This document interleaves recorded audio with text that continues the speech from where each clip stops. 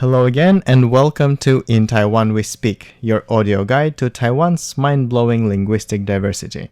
I am Alexander Shin, and today we continue our conversation about the Hakka language with Xiang Shengyan, or Paul Shiang, director of the Taiwanese public broadcaster Hakka TV. So let's talk about your family. As a Ukrainian, you probably won't notice that actually Shiang is not a common last name for Hakka people. Every time when I exchange my business card with my interviewee, they will say, "Oh, is Shiang Hakka?" Here in Taiwan, most people, I guess, all the same like me. I got my last name from my father. And my father is actually not in Hakka. My mother is. My mother's parents raised me up. And both my grandparents, they only speak two languages, Hakka and Japanese. Unfortunately, I feel it's a great shame that I didn't learn any Japanese from them, only Hakka. And as I was raised in that atmosphere, in that circumstance, so I can only speak Hakka. Then in year 6, when I went to the elementary school, I officially start to learn Mandarin. So you actually grew up speaking Hakka as your first and only language. Exactly. It's kind of difficult to imagine. In my generation, I know it's rare. But today, I would say how fortunate I am to use my mother tongue so fluent and so naturally with that background. For most other Hakka people living in Taiwan, that is not the case. Maybe some of them, but I would say that's not the situation right now. For example, I have a daughter. She's 13 years old now. And for their generation, Hakka is more like a language they need to study. Not like in my back 45 years ago. It's just part of my life. I don't actually need to learn that language. I will naturally use it. But for them, sometimes they need to look the words or vocabulary up in the dictionary or ask me. The way of learning Hakka is totally between her and me. In that case, I won't say it's quite more difficult for their generation.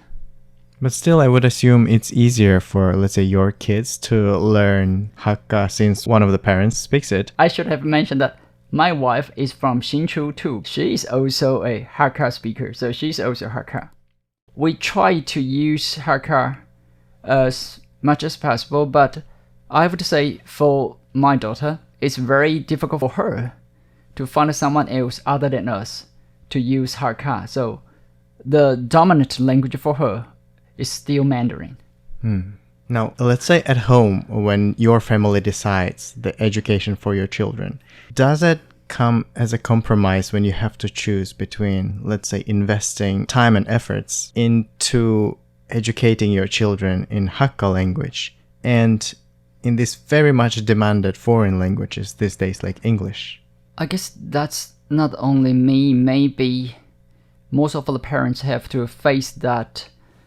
But I would like to share my own experience. I used to be a journalist, and in 2017, I was in the central part of Norway, Trondheim, the third biggest city of Norway. The reason I was there is Elsa Raura Ramberg. 100 years ago, in 1917, she initiated this campaign about the very first Sami Congress. She said Sami people need their own Congress to protect their own rights. Among these experiences of interviewing people in different countries of Europe, I found one thing in common that is so different from our viewpoint here in Taiwan. No matter how young or how old the people I interview, because I don't speak Welsh, I don't speak Irish, I don't speak Scottish, or I don't speak Sami. I can only interview them in English. They can speak their own native language. They can speak the language in that country, and also they can be interviewed by me in English. So you could imagine that multilingualism is so natural for those European. I bet You would find that more common than me, because for me that's something new. Because after those experiences, when I need to make the choice, which language should I let my daughter to study, I don't take that's a dilemma or that's a situation I need to face, because learning more than one language is not a extra burden. They wrongly think learning language is adding water in the glass. If the glass is full, you won't be able to add any more water in. Now that all those people from different countries, from different ages, they can do it. Either it's Welsh or Irish or Sami speaking people.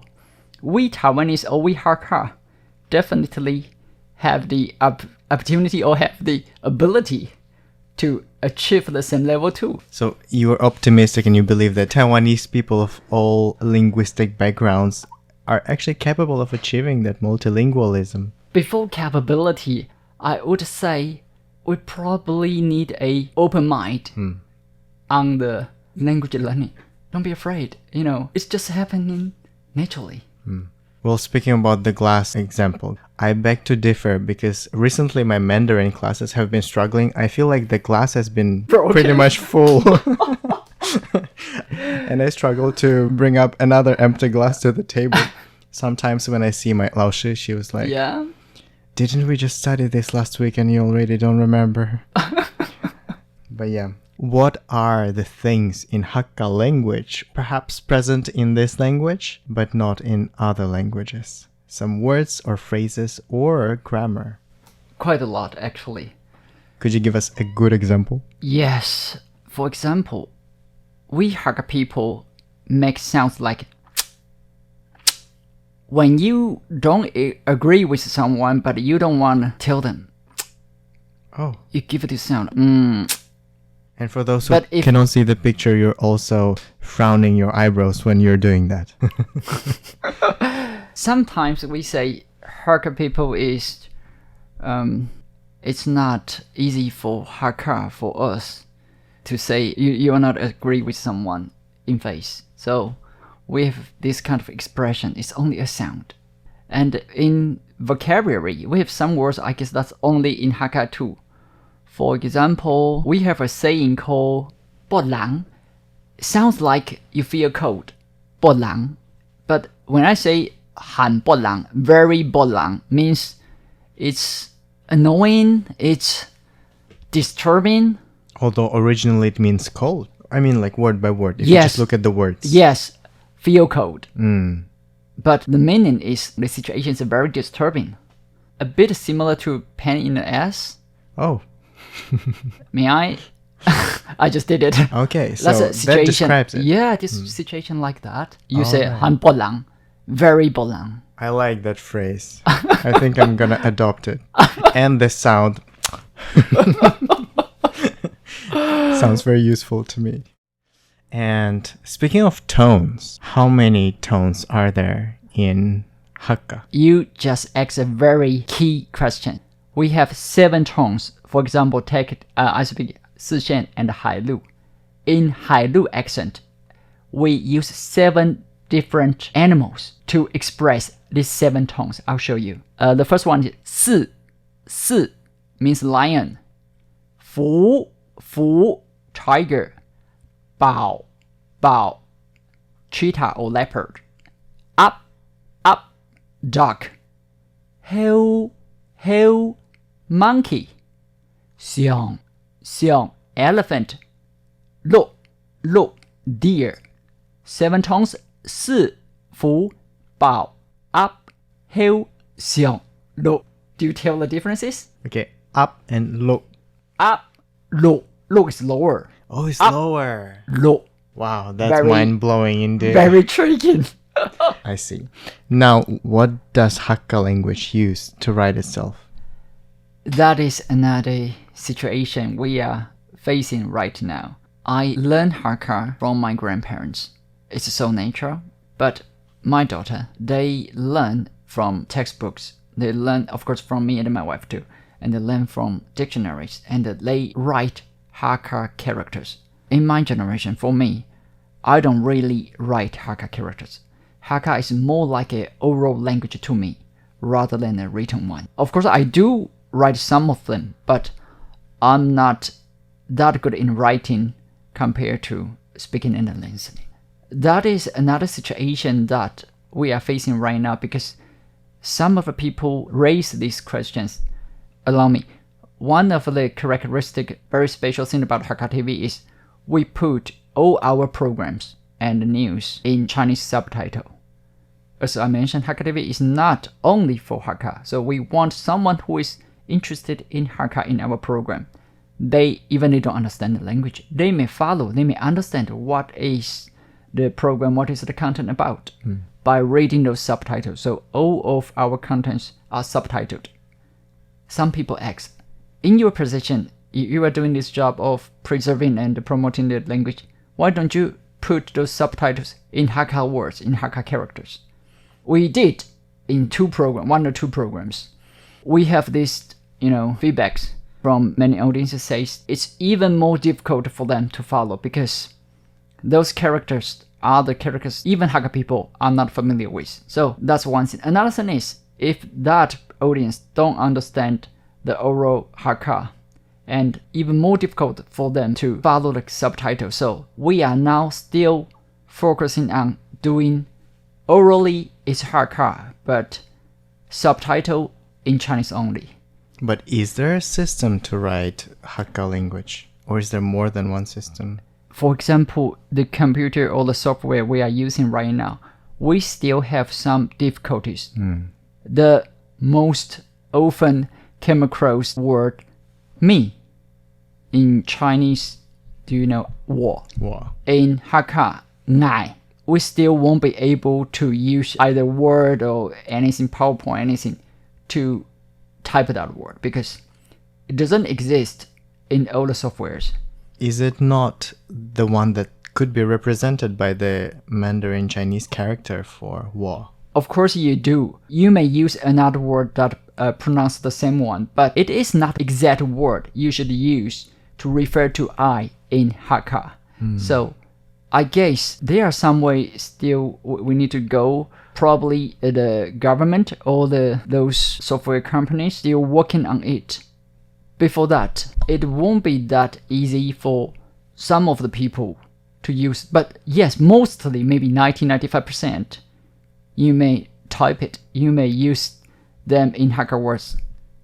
Shouldn't be a big issue. But you mean still, yes. The Chinese characters? Yes. And Hakka characters too.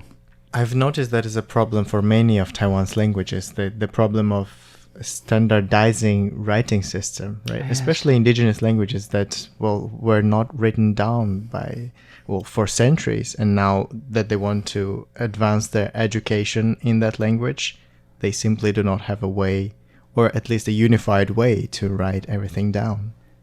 For Hakka, we have this debate a couple of years ago, but even the Hakka Affairs Council says we go with the Department of Education because they are the one who is in charge of the teaching and the learning of the language.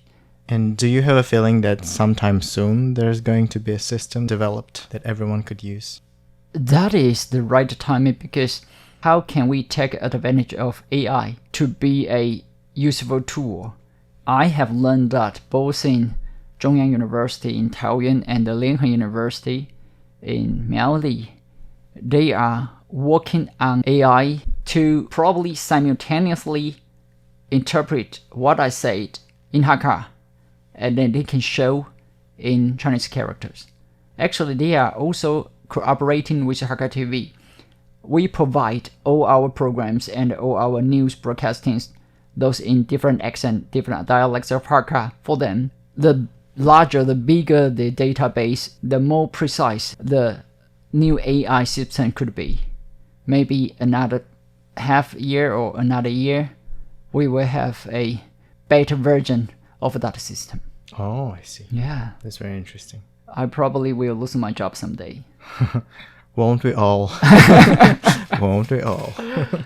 That's all the time we have on this episode. Thank you so much, Paul, for sharing, and everyone else, thank you for tuning in. Once again, we will be waiting for you next week with more. This was In Taiwan We Speak, your audio guide to Taiwan's mind-blowing linguistic diversity. I am Oleg and see you next week.